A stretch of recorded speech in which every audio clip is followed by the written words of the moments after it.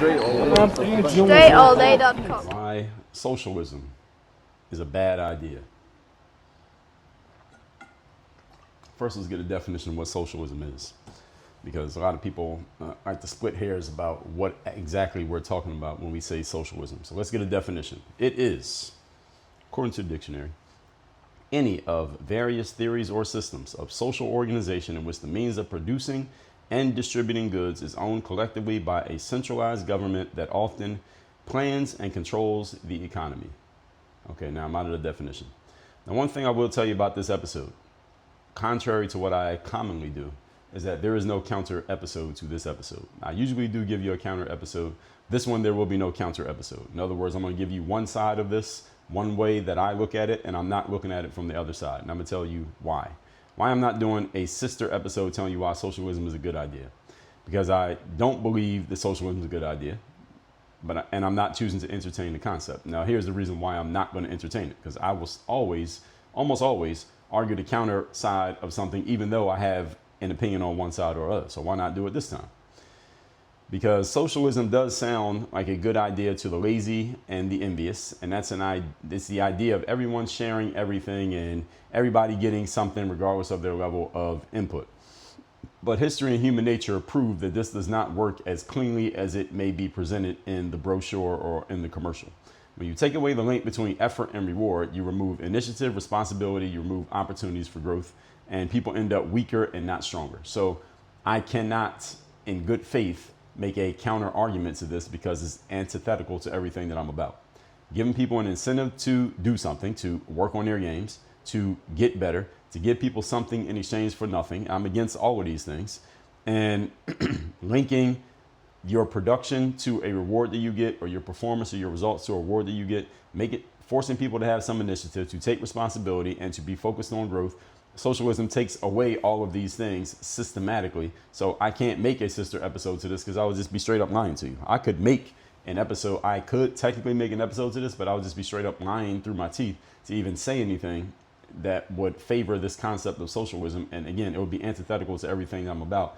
So I'm not going to insult the intelligence of my audience by even trying to make a counter argument here. I can make a counter argument who's going to win between the Democrat and the Republican. I can see logical arguments for both sides. There is no logical argument to support socialism.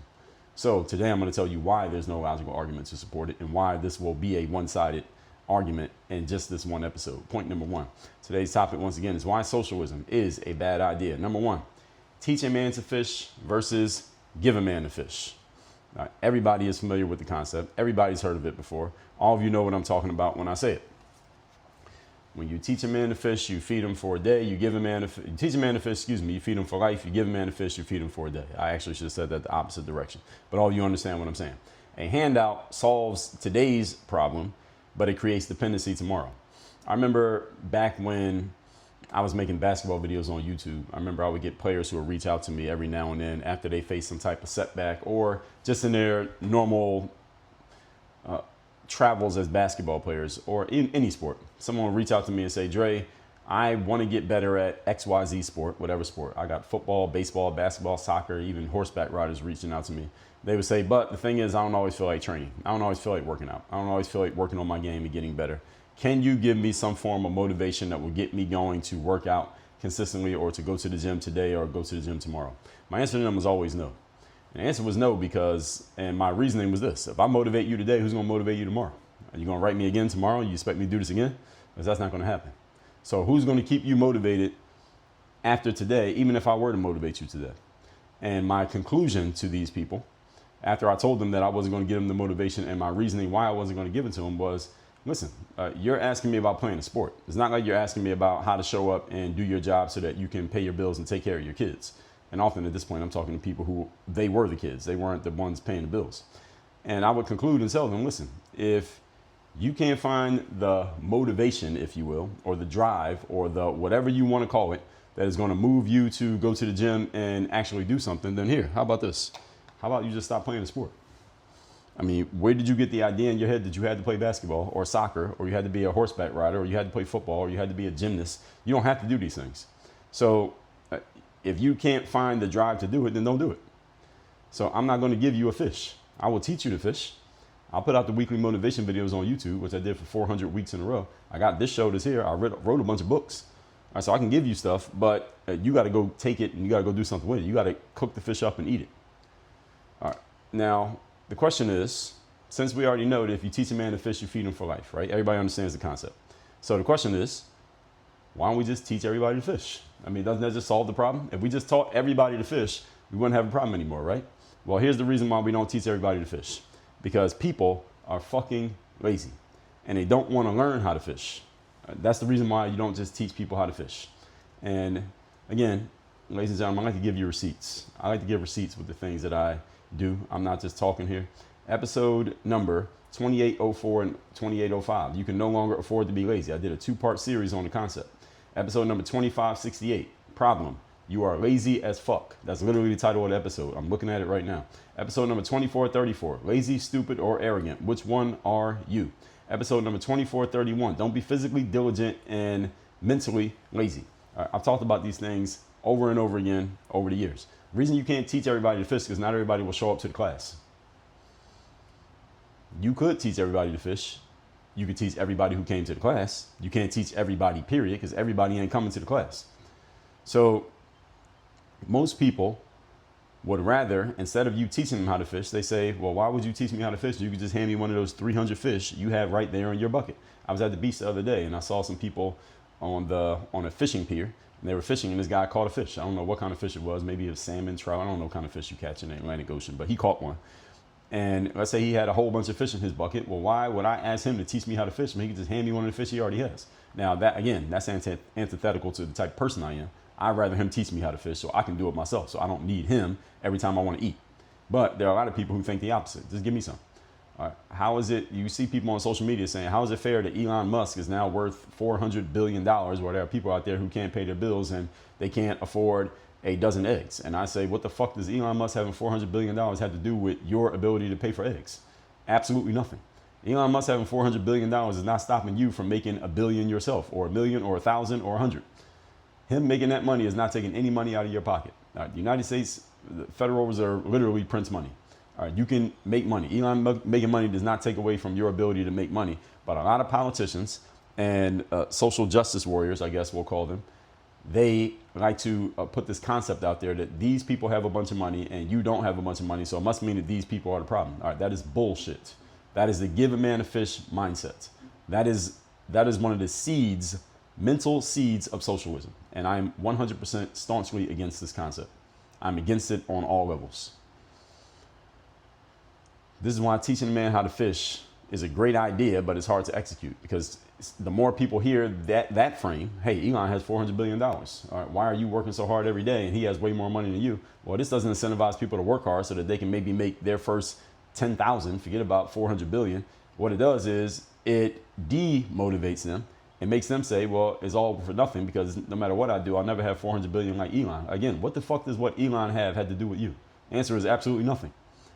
But if you keep hearing it over and over again, well, you may be incentivized to believe that everything you're doing is just for nothing. You fall into nihilism that no matter what I do, it doesn't matter. All right, this is loser mentality. And if you're buying into the concepts, the seeds that become socialism, you are thinking like a fucking loser. Because what do losers do? They lose over and over and over again. And then they get incentivized to lose, and they get told by other people, it's not your fault that you lost. Okay, this is the mentality of the loser. There is no way around this. Okay. So once you have convinced someone that they are owed something just for the fact that they're alive, and that somebody else has something that they need, and that means you are owed it, this creates entitlement. And when you create entitlement in the minds of people, you disincentivize them to do any work that would actually that would help them go get the thing that they feel like they're entitled to. So if people feel they're entitled to something, they won't work to go get it. But if they believe they're supposed to be handed it, then they will complain all day to get it. They'll spend a lot of energy complaining, but they won't take that same energy and use it to work. I remember years ago, this was maybe, I think it was shortly after they stopped playing. This was Michael Jordan was on the Oprah Winfrey Show. This is probably early 2000s, maybe 2003, 2004, sometime around there. And Michael's on the show with Oprah, and she was asking Michael about the Jordan brand and the Jordan gear he was putting out. And she said, well, we just happen to have somebody who's going to model some of your Jordan stuff. And out of the back, the door opens and Charles Barkley comes out. And you ever see that meme of Michael Jordan where he's looking and then he just busts out laughing? That's when he saw Charles Barkley come out on the Oprah Winfrey Show. So Jordan comes out, Charles Barkley comes out, and the two of them are talking, and they have very different personalities, even though they're great basketball players. And this is back when they were still friends. From what I hear, they're not really friends anymore because Charles Barkley has said some critical things about Michael Jordan's management style when Michael Jordan was owner of the Charlotte Bobcats, so they stopped being friends. So one of the things that Charles Barkley was saying is that Michael Jordan's extremely cheap. He said Michael is cheap, he's cheap, he won't even give money to a beggar on the street. And Charles was telling this anecdote. He said, I was giving money to some homeless guy on the street. And Michael was like, don't get a guy any money. And Charles was like, why not? And Charles said that Michael said that if that guy could say, can I have $1? He could also say, hey, welcome to McDonald's. Can I take your order? And the crowd just starts laughing and Michael starts laughing. And Michael didn't deny it. It's a true story. The whole point is when you start teaching people that they're owed something, well, they won't say, welcome to McDonald's, may I take your order? What they're going to say is, can I have $1? Or you got so many dollars. Why is it fair that you got dollars and I don't? See, this society, when people are expected to be given fish, it collapses as soon as the handouts stop coming because no one will know how to feed themselves without being fed. So one big problem with socialism is that you have to keep giving people handouts because they have no idea and no way of sustaining themselves without the handout. So if the handouts can't go on forever, which they can't because we run out of resources, and you have no one producing because all the production has been disincentivized, well, what the hell do you do? Well, what happens is you get anarchy. That's what would happen. People start killing and eating each other because no one's giving them handouts, and now no one has food, clothing, shelter, and that's the kind of society you will live in. This has been tried, ladies and gentlemen. This is not a theory. All right, this has been tried, and it didn't work. Nowhere in the world has this worked. When you teach people how to fish, metaphorically, you help them build skills, confidence, and self-sufficiency. I can't tell you how many people over the years, for every person who's come to me and told me, hey, Dre, thank you for the things you shared to help me work on my game, whether it was a mental game, business game, mindset game, relationship game, communication skills, leadership skills, even the athletic stuff back in the day, especially the athletic stuff back in the day, because I engaged with a lot more commentators back then in the basketball days than I do these days. So I would hear from them more often. For every one time I would get somebody thanking me for giving them some game and usefulness, I would often get comments from people getting mad at me because of the way that I would say things like, hey, the reason you didn't make the basketball team is not because the teammates are hating on you or the coach is a jerk or an idiot. It's simply because you're just not that good. Or you're a right-handed player, but you can't dribble or make a layup with your left hand. You got to be able to do that in basketball. Or you only want to score points, but you don't play any defense. You don't grab any rebounds. You don't move without the ball. All right, maybe you're just not as good of a player as you thought you were. That's the reason why you didn't make the team. And a lot of players would get annoyed with me for saying things like this because me saying something like that is teaching you to fish. I'm putting all the responsibility in your lap instead of allowing you to absolve yourself of responsibility by putting it on someone other than yourself. That is teaching a man to fish. And the reality is, when you go in front of an audience of people and try to teach them how to fish, there's a lot of people who will appreciate you for it, and they will actually apply what you teach, and they will learn how to fish, and they will learn how to feed themselves, and they will become successful. 10 years later, they're coming back to you telling you, thank you for what you gave to me because I went and used that and applied it. And at the same time, there's a good percentage of people in the room who are going to resent you for not just giving them the game or giving them the fish rather and telling them to go develop their own game. They will resent the fact that you told them to work on their games because they don't want to work. They want you, who already has the knowledge or information or whatever they think you have, they want you to just hand it to them on a platter without them having to give any effort. And there's a whole lot of people who think this way. Again, when I was dealing with athletes, I'm talking high school and college, middle school, high school, college basketball players, I got people getting mad at me for doing this. So imagine when you're dealing with people who are in their 30s, 40s, and 50s, and they have families and wives and kids, and they have bills that they got to pay for, and you go to them telling them that they got to learn how to fish. They don't want to hear that shit. They don't want to hear it when they were 15, let alone do they want to hear it when they're 35 or 55. This is the reason socialism doesn't work, because socialism teaches people to put your hand out, and that's how everything will get given. And again, at first it may be great because there's a lot to give because you're just taking from people who've been producing. The problem is when you disincentivize production, there's no more production. So who are you going to take from? Answer is the well has run dry. It's kind of like a Ponzi scheme. Like, it works until it doesn't. All right, when you have no money coming in to pay the people who are allegedly getting paid from your great process, now you got a problem. All right, this is what happened to Bernie Madoff. Point number 2. Today's topic, once again, is why socialism is a bad idea. Number 2. People who receive handouts become entitled and are never satisfied with the handouts. This is the problem. Years ago, I remember there was a young man. He was, where was he from? He was from one of these neighborhoods in Miami that's known as a very rough area. I can't remember the name of the neighborhood. I'll think of it in a second. But anyway, somehow, some way I got connected to this guy through somebody else. Somebody knew somebody. I got connected to this guy, and I was giving him a little bit of mentorship when it came to business and getting his mind right and just developing himself personally. And one day he asked me for, I can't remember what he asked me for. I think one day I just needed to give him a ride somewhere. I just needed to give him a ride home because he didn't have money for a ride and his ride fell through, et cetera, et cetera. So I actually went and picked him up from somewhere and gave him a ride to his house wherever he was living. It was, I can't remember the name of the neighborhood, one of these ghetto project areas in Miami. That's where he was from. And I drove him to his place. So he wasn't lying. I'm not lying. That place was the ghetto of the projects. Only time I ever been there was driving him there. And one day maybe about 6 weeks later, same guy sends me a text message. And he says, hey, I need to buy some books for my next semester at community college. Can you give me, he asked me for like $80 or something like that. And I wasn't giving him $80. I didn't even know this dude like that. He's asking me for $80. And we're having a conversation, but I pretty much told him, no, I'm not giving you the $80. And he was like, no, he basically said some form of, no, that's kind of fucked up, Dre. You're not going to help me out. And first of all, I'm looking at the phone when I'm reading this text like, dude, I don't even fucking know you like that. You're talking about help you out. He was saying it as if he really expected that I am supposed to give this to him just because I think he assumed that I had it. I did have it, but it wasn't for him. And I said, well, he said, you could just help me out. And I said, didn't I help you out by picking you up that one time and driving you back to your house when you didn't have a ride, you didn't have a way to get home? And this is what he said to me. This is what he said. He said, yeah, you helped me out that once, but what about this time? That's literally what this motherfucker said to me. All right, and this is what happens with socialism. That example is a perfect example of what happens with socialism. You give somebody one handout, and they start looking at you as if you owe them every subsequent handout. I'll give you another example. There's a basketball league in the United States called the WNBA. Any of you heard of these ladies, the WNBA? I think most of you have heard of the WNBA. Here's some things you may not know about it. The WNBA exists only because it is financially subsidized by the NBA. WNBA has been around for about 30 years.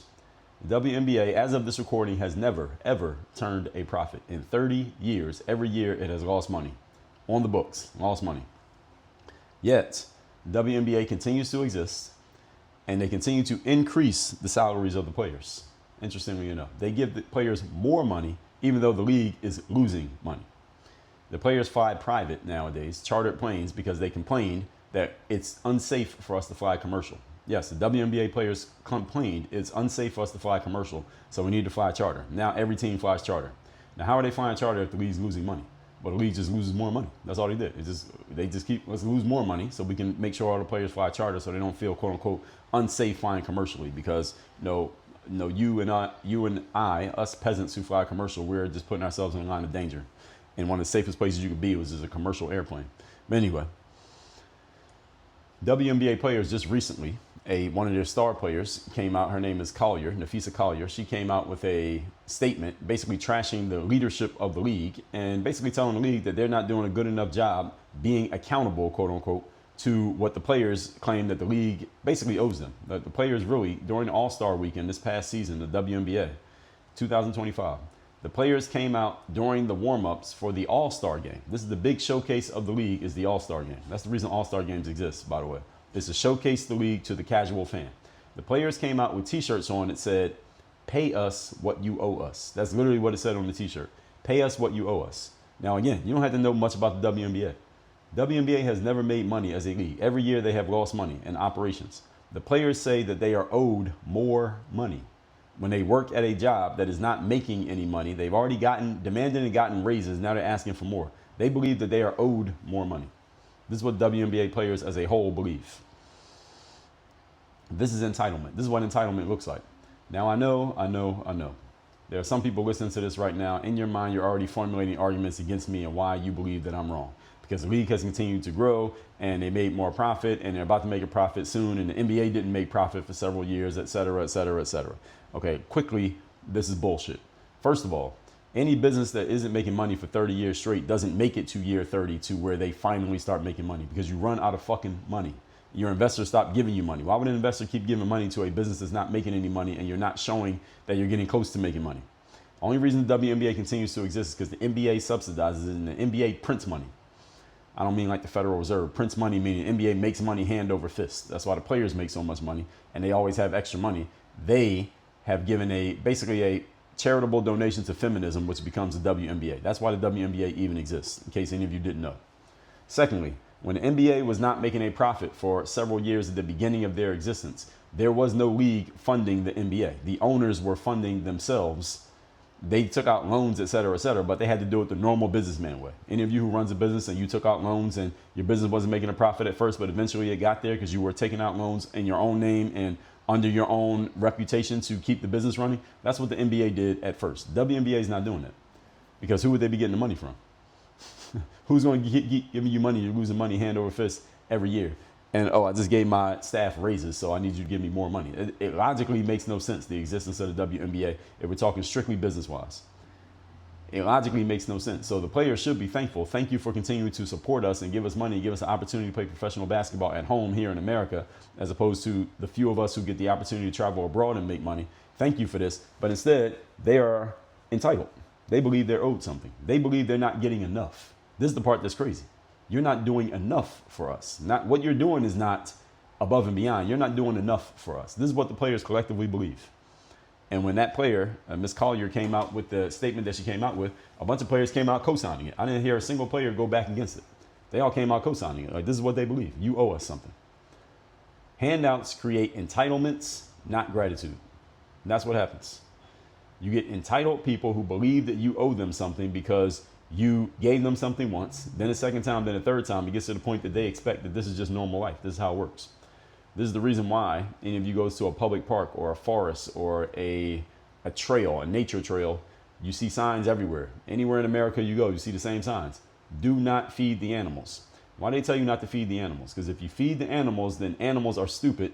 They don't realize that that one time that you fed the raccoon was just a one-time handout, and they shouldn't expect you or the next human they come across to do the same thing. And what happens is the stupid animal, because they recognize a human fed them last time, they think, okay, every time I see a human, they're going to give me food. So the next human they see, they go approach that human. That human is not the same person as you who gave them food. They get nervous about the animal approaching them, that fox or that bear or that raccoon. And you know what they do? They kill the animal.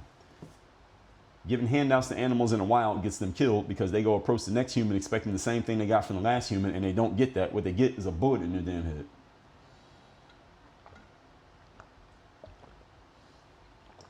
This is what happens when you give people handouts. You set them up for failure. The more someone gives you something that you didn't have to work for, the less gratitude you feel for it, and the more you start to believe that it's your birthright. This is the WNBA, by the way. And interestingly enough about the WNBA, they're probably going to get everything that they're demanding because the leadership of the NBA and the WNBA is so weak and they have no backbone. They don't have anybody who thinks or talks like me. So they're just going to give them whatever they ask for because they don't want the black eye, the social black eye of saying we're not going to give these women what they want because look how much the men have. That is socialism. Look how much the men have. That means you got to give us something close to that. That's the seed of socialism. You got it, so we should get it too. Well, wait a minute. What did we do to get it? I got it because I got it. What'd you do to get what I got? Nothing. That's why you ain't got it. You see, if there was masculine leadership anywhere around the NBA or the WNBA, they would tell them that. But they have no masculine leadership, so now we get this conversation. And a bunch of you listening to this right now don't even like the fact that I just pointed out the bullshit that is the logic behind the WNBA, their players and their fans. But if I got something wrong, again, send me a text message. You let me know. My number is 305-384-6894. And tell me in your own words. Don't send me a link to what somebody else said. Eventually what happens is people go from gratitude for a handout to demands for handouts. Again, WNBA. Again, the fox at the park. Now it starts demanding a handout. All right, the last 3 humans I saw gave me food, so you better give me food. And you don't give food, the fox gets aggressive. Okay, now the fox gets killed. See, that's what happens. This is simple human nature. People don't stop at receiving enough of what they need. They always want more of what you have given them. This is the reason why, everybody, you got to be careful giving people handouts. You have to teach people to fish. Do not hand them fish. As soon as you start giving people handouts, again, see the WNBA, see the signs at the park. It says, don't feed the damn raccoons. Do not feed the squirrels. Do not feed the foxes. Don't feed the fucking ducks, because all they're going to do is start chasing after humans expecting food because you gave them a handout. Now, animals are stupid. They have small brains. I expect them to do dumb things. You have a big brain. You have a lot of logic. You have 20, 30, 40, 50 years of life experience. You should know better than to start to feel entitled over a handout. But human nature is still human nature. And at our core, we are just as dumb as the animals. And this is why socialism is a very, very bad idea.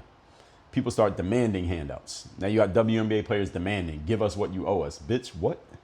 You're not owed anything. If anything, y'all owe money back. But let them tell it. The league owes them money. Amazing. This is how socialism happens, folks. This is how socialism works. This is how it works. People always want more, especially when they don't have to give anything in exchange for it. People do not stop at receiving enough of what they need. Nobody stops at enough. Remember, I was listening to this podcast. Can't remember the gentleman's name whose podcast it was. A really good podcast. But one of the things that he talked about is, what is your enough number? And a lot of business people talk about this too, especially business people who are talking to people who may trend a little bit older, people who are closer to retirement age. What's your enough number? Like, what's your number to where you know you're good? Meaning, once you have this much, you're good. You know you can retire. You can stop. You don't need to work for money anymore. You don't need to keep pushing for more anymore. What is that enough? Most human beings don't ever consider this. And when you're under the umbrella of something like socialism, you don't stop at receiving enough. You just want more. Again, why? You ain't had to get nothing to get it. Remember, folks, there's no such thing as something for nothing. That's one of the laws of economics. There is no such thing as a free lunch. Socialism proposes that there are free lunches, that you can get something for nothing. This is why you often hear people, even someone like myself, talk about effort. I talk about hard work. I talk about showing up every day and doing your job, because these things build, not only do they produce results that you earned, in other words, a hard-earned meal at the end of the day and good sleep at the end of the day, knowing that you put in a day of work, a hard day's work, but because they also build internal character and internal toughness, and they build discipline on top of the fact that it positions you to receive returns for your efforts, which is all anybody can ask. Can I just get an honest return for my work? Animals that live in the zoo, a lot of you may not know this. Animals who live in the zoo die earlier than the same animal living in the wild. Do you know why? Because an animal in the zoo doesn't have to do anything to eat. Animal in the zoo doesn't have to compete against the lion doesn't have to compete against other lions for a mate, to have sex and have kids. You don't have to compete when you're in the zoo. When you're in the wild, you got to compete, and you might lose, which toughens you up. Animals in the wild have to hunt for food. And if you're not fast enough to catch that gazelle, you go hungry to death. Animals in the zoo, 9 o'clock and at 3 o'clock, the zookeeper comes around and throws you a big slab of meat that you don't have to work to get. Why would the lion in the zoo live longer? For what? What are you taking up space for? You ain't doing anything. You're not contributing. You're not even contributing to yourself. That's why they die out quicker, because they don't have to do anything. Point number 3. Today's topic, once again, is why socialism is a bad idea. Number 3, handout recipients are not motivated to grow, develop, contribute, or produce. And that's why they don't grow, develop, contribute, or produce. This is the problem with socialism, folks. Any of you who likes the concept of work on your game, I don't mean this show. I do mean this show, but I don't. Any of you like the concept of showing up every day and doing your job. You like the concept of outworking your competition. You like the concept of strategizing and thinking about, how can I put myself in a position to produce more and perform better and to give more to the people who I'm serving, so that I am entitled, in a good way, to receive more ROI because I'm producing more results. Any of you who likes that concept, socialism would never work for you. Why would you want handouts? Again, the whole point of socialism is that they remove the incentive to go do things on your own. They just take from whoever has it and they give it out. They redistribute it to everybody else. Again, the problem is eventually the people who have it no longer have it. So now where do you take from? See, that's the problem. Oh, you say, well, we just get people to work and we use that. Well, the problem is no one's going to work any harder than they need to. They're only going to give the bare minimum because there is no reward for going above and beyond. How many of you how many of you have in your life put yourself in a position of being more successful than some of your peers because in some way, shape, or form, you have gone above and beyond what everybody else does? How many of you fit that description? I would guess probably everybody who listens to a show like this. You have done something that goes above and beyond what most of your peers do or have done. That's why you're here. So socialism is antithetical to the very concept of what we talk about here on the show. That's the reason why I can't do a counter episode to this concept, because I'll just be lying to you for entertainment purposes, and I don't want to do that. If your rewards do not go up when your production goes up, why would you work harder? It's a trick question. You wouldn't. If I work harder but I get the same result, then I'm not going to work harder. I remember I was doing some work with some people from the NBA. Speaking of the NBA, not the WNBA, the NBA. This is a few years ago. This is shortly after I stopped playing basketball, and I was contracted by the NBA to do some talking to their teams about what players can do post-career. So I talked to a bunch of teams in the minor league of the NBA known as the G League. And at every event that I would do, and I did a bunch of them, we talked to every team in the league, so it's probably 10, 20 events. And there would always be a couple people from the NBA who would come to the event. So I got to know them pretty well. I would see them like every couple weeks. We'd be in a different city traveling at these smaller towns. The G League teams playing these small towns. So you'd be on these little small planes, and the first class is like 4 seats. So anyway, I remember one time I was at an event, and there was this white guy who worked at the NBA. And this is at the main office, so they're not basketball. They work at the league office in Manhattan. And there was this other girl who worked there. I don't remember their names, but I remember the white guy because he said something very interesting. And the girl, they were both talking about going back to work the next day. At this particular stop, we were in New Jersey, because there was a G League team in New Jersey. I forget the name of the team. I think they still exist. It's a team in New Jersey. So we were in like right outside of New York, but at this hotel in Jersey. I remember it was snowing, and we were sitting in the hotel restaurant eating after one of the events that we had done, and the girl and the guy were talking about the work they needed to do for the rest of the week. Like, yeah, tomorrow I got to do this and this back at the office in Manhattan. And the girl was talking about what she was going to do, and the white guy said in a tongue-in-cheek way, again, these are people who work at the NBA in the main office. He said in a tongue-in-cheek way, but I knew he wasn't joking. He said, don't get too much work done on Tuesday, because then what are you going to do on Wednesday? And this is how it is, I guess, when you work in a corporation. I don't have too much corporate experience. I got some, but not much. I'm not a big corporate person. I'm not made for corporate. I think you can tell if you listen to the show enough. But when he said that, I always remembered it. This is several years ago that he said it, but I always remember him saying it. And I said, that's how it is in corporate. See, they disincentivize going above and beyond because you're on salary. So you're getting the same amount of money no matter what. Only mistake you can make is either not coming to work at all or looking like you're not doing any work. So you just ration out your effort. So even though you can get all your week's work done in a day, you don't want to do that, because then the reward you get, and I saw somebody post this on X just the other day, maybe about a week ago from when I'm recording this.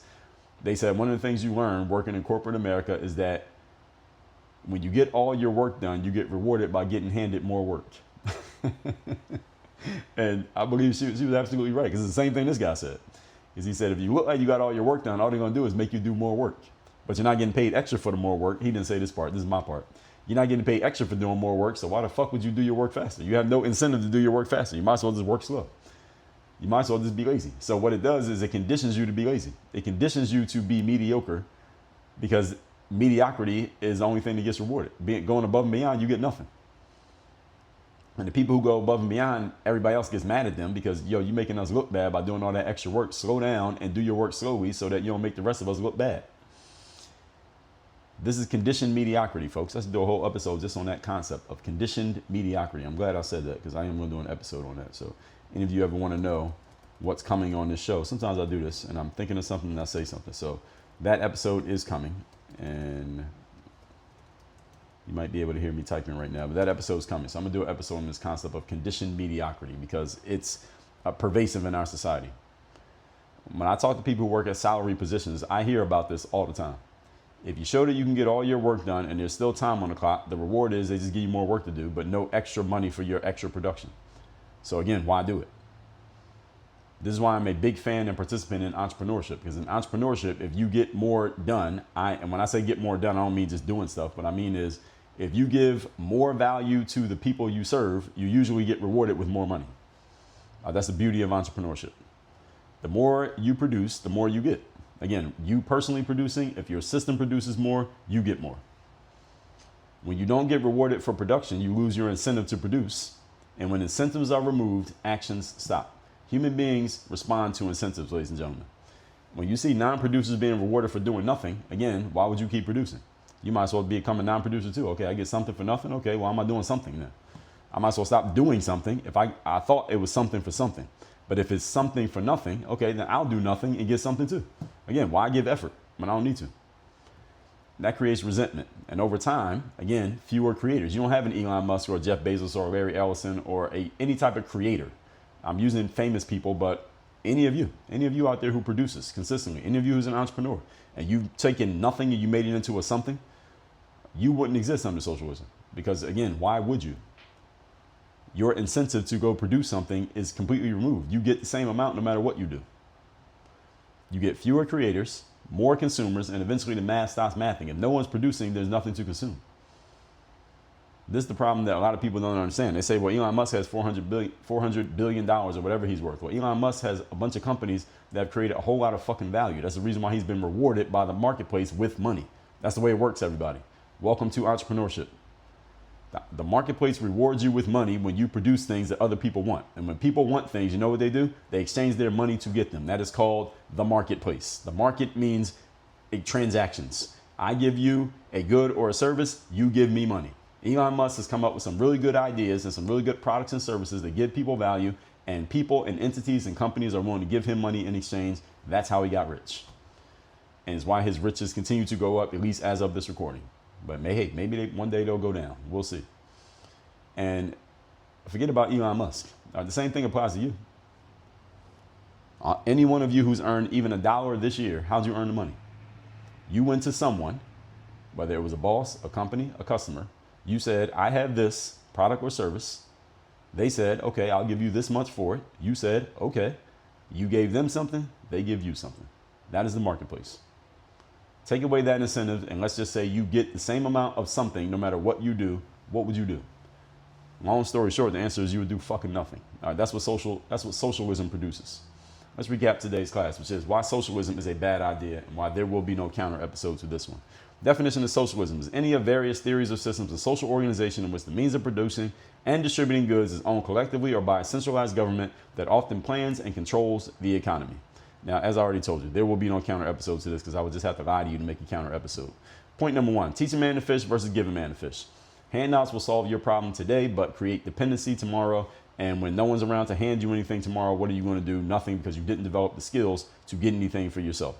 The reason why you can't just teach everybody to fish is because people are lazy. And if you start handing out fish, people will become more and more lazy, and there will be more and more lazy people. Now you got a problem. Point number 2, people who receive handouts become entitled. They are never satisfied with the amount of handouts that they get. I gave you a couple examples of this. The WNBA is a real, live, living, breathing example of this. People receiving handouts and becoming more and more entitled to the point that they are making demands for what they want, as opposed to being thankful for what they have. And it's amazing. And there's a whole bunch of people, thousands of them, maybe even millions of them. Maybe some of you are listening to this right now who can't believe that I trashed the WNBA and their entitlement because you truly believe that they are owed something, because you've been fed the seeds of what could become socialism. I don't think we're going to get socialism in America. At least I hope not. But what is happening in WNBA is exactly how socialism works. It's just like that. Number 3, handout recipients are not motivated to grow, develop, contribute, or produce. Again, if your rewards don't go up when your production goes up, you have no incentive to work harder. I've heard many people in corporate say, don't get all your work done on Tuesday because then you can't pretend to be working on Wednesday. Because there's no incentive for you to get more done. So why get more done? The answer is you won't. And this is what socialism breeds. And this is why socialism is a terrible idea. There will be no counter argument to this. And any socialist who's trying to go and run for president, no matter what people think happened to Bernie Sanders' campaign in 2016 and 2020, the mofo should not become president because he has some very harmful ideas that would not help America. And his protege, Alexandria Ocasio-Cortez, I feel the exact same way about her. We are not fans of socialism. Those of you who live in New York City, by the time you hear this episode, I think you all have already elected a socialist mayor. Good fucking luck. All that said, workonyourgameuniversity.com. You want to learn how to actually produce and get real results through your production, and you are incentivized for it through capitalism. Go to workonyourgameuniversity.com and get to working with me directly. Work on your game. Dre all